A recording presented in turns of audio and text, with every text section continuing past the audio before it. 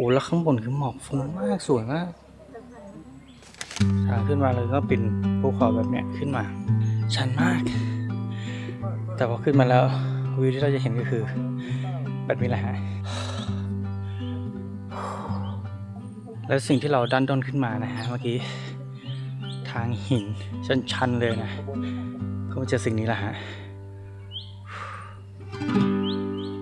我把洗解决，是木洗解决了，我是到木的，木跟这个可以。